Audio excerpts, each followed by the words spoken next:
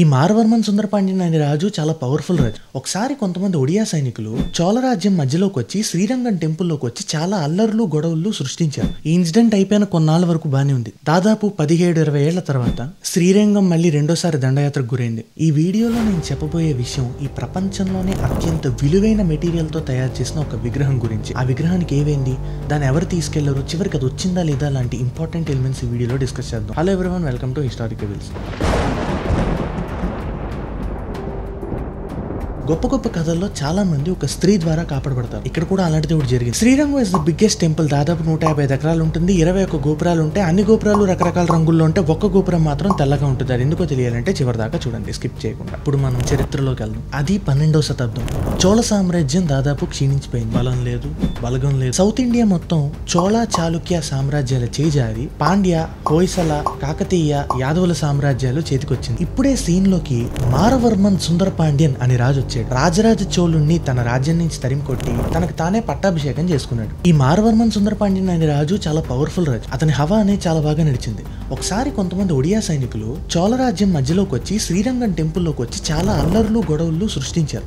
అప్పుడు ఈ మారవర్మన్ సుందరపాండ్యన్ అనే రాజు తన సత్తాతో వాళ్ళని తరిమి కొట్టాడు. ఆ దెబ్బతో ఆయన్ని ముడికొండ చోళపురానికి రాజుగా పట్టాభిషేకం చేశారు. ఈ మారవర్మన్ సుందరపాండ్యన్ అనే పాండ్యరాజుకి, కుప్పెరింజింగ అనే కడవరాజుకి, నరసింహ అనే హోయసల రాజుకి గొడవలు అవుతూ ఉండేవి. తర్వాత వాళ్ళ ముగ్గురు ఒక పీస్ మీటింగ్ ఏర్పాటు చేసుకుని వాళ్ళ మధ్యలో ఉన్న గొడవలన్నీ సార్ట్ అవుట్ చేసుకున్నారు. అలానే వాళ్ళ రిలేషన్షిప్స్ బాగా బలపడాలని చెప్పేసి ఒక రాజు కుటుంబంలో ఉన్న పిల్లల్ని ఇంకొక రాజు కుటుంబీకుల పిల్లలకి ఇచ్చి వివాహాలు చేసుకున్నారు, మ్యూచువల్ మ్యారేజెస్. సో దాని వల్ల వాళ్ళ సంబంధాలు అనేది బాగా బలపడ్డాయి. వీళ్ళ తరం అయిపోయింది కదా. ఇప్పుడు సీన్ లోకి మారవర్మన్ సుందరపాండ్యన్ యొక్క కొడుకు జటావర్మన్ సుందరపాండ్యన్ వచ్చాడు.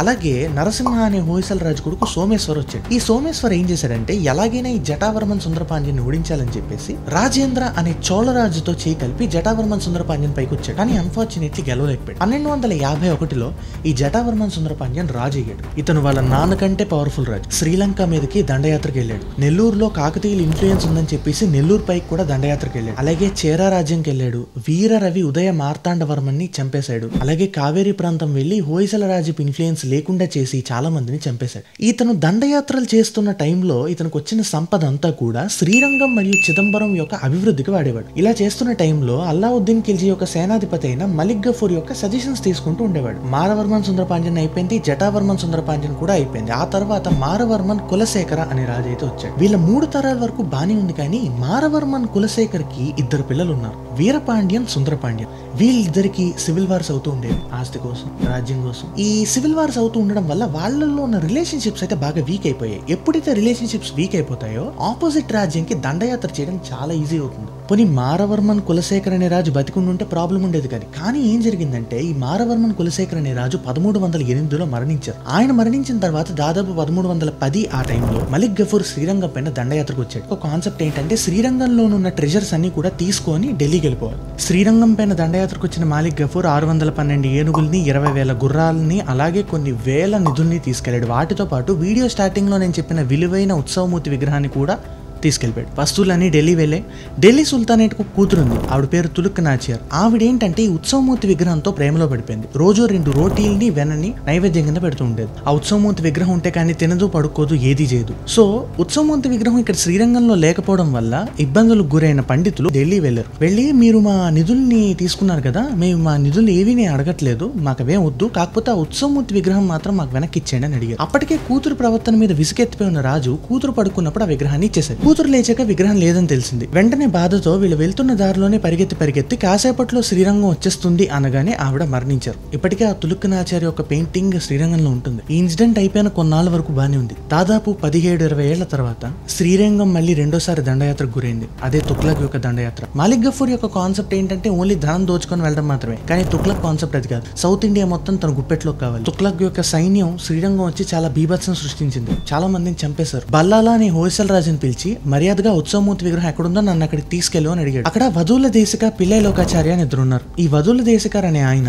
ఉత్సవమూర్తి విగ్రహాన్ని పిల్లై లోకాచార్యులకి ఇచ్చి నువ్వు అర్జెంట్ గా పడవ మీద ఈ విగ్రహం పట్టుకొని మధురై వెళ్ళిపో అని చెప్పారు. పిల్లై లోకాచార్యులు ఈ విగ్రహాన్ని మధురై పట్టుకెళ్లాలి అంటే ఎవరైనా ఆ సైన్యాన్ని డైవర్ట్ చేయాలి. ఇక్కడే వెల్లాయి అని ఒక నర్తకి ఉంది. ఆవిడ ఏం చేసిందంటే వీళ్ళని డైవర్ట్ చేయడానికి ఆ సేనాధిపతి ముందర నాట్యం చేసింది. ఆవిడ నాట్యం చేస్తున్నప్పుడు ఆ సేనాధిపతి చూస్తూ ఉండిపోయారు.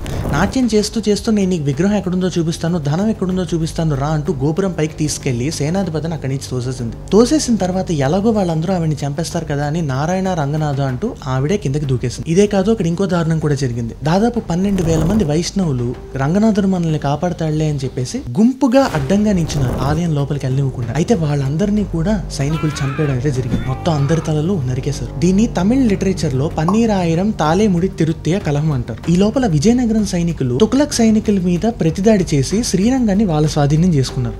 ఆ విజయనగరం సైనికుల యొక్క సేనాధిపతి అయిన కెంపన్న వెల్లయ్య అనే నర్తకి చేసిన సాహసానికి ఆ గోపురం యొక్క పేరు వెల్లయ్య గోపురం కింద మార్చారు. వెల్లయ్య అంటే తమిళ్లో తెలుపు అని అర్థం. అందుకే ఆ ఒక్క గోపురం మాత్రం తెల్లగా ఉంటుంది. వెళ్ళిపోయిన ఉత్సవమూర్తి విగ్రహం చాలా ఏరియాస్ తిరిగింది. లైక్ మధురై, తిరుపతి, ఇలా చాలా కోవిళ్ళకి తిరిగింది. కానీ కొన్ని సంవత్సరాల పాటు శ్రీరంగంకి వెనక్కి రాలేదు. ఇక్కడ పక్కన చాలా మంది ఇన్సిడెంట్ లో మరణించడం వల్ల స్టాఫ్ మొత్తం మారిపోయారు. 1371-72 ఆ టైంలో ఈ ఉత్సవమూర్తి విగ్రహం వెనక్కి వచ్చింది. ఈ లోపు శ్రీరంగంలో ఉత్సవమూర్తి విగ్రహం లేకపోవడం వల్ల ఆ స్టాఫ్ కి పండగల టైంలో ఇబ్బంది అయ్యి ఒక రెప్లికాని క్రియేట్ చేశారు. అంటే అలాంటిదే ఇంకొక విగ్రహాన్ని తయారు చేశారు. 1371-72 టైంలో ఎప్పుడైతే ఉత్సవమూర్తి విగ్రహం వెనక్కి వచ్చిందో వాళ్ళకి ఏది ఒరిజినల్ ఏది డూప్లికేటో తెలియలేదు. అప్పట్లో ఉన్న స్టాఫ్ అంతా మారిపోయారు కదా. ఒకతను మాత్రమే ఉన్నారు. ఆయన ఎవరంటే ఈ విగ్రహాల యొక్క బట్టల్ని ఉతికేవారు. అప్పుడు వాళ్ళు ఆయన తీసుకొచ్చి ఈ రెండిట్లో ఏది ఒరిజినల్ ఏది డూప్లికేటో నువ్వు కనిపెట్టగలవా అని అడిగారు. ఆయన ఆ 2 విగ్రహాలకి అభిషేకం చేయండి అని చెప్పి అభిషేకం చేసిన తర్వాత ఆ నీళ్ళని టేస్ట్ చేశాక నమ్ పెరుమాళ అని అరవడం స్టార్ట్ చేశారు. అంటే this is the original Idol అని అర్థం. సో అలా శ్రీరంగంలో ఉండే ఒరిజినల్ ఉత్సవమూర్తి విగ్రహం తిరిగి వెనక్కి రావడం అయితే జరిగింది.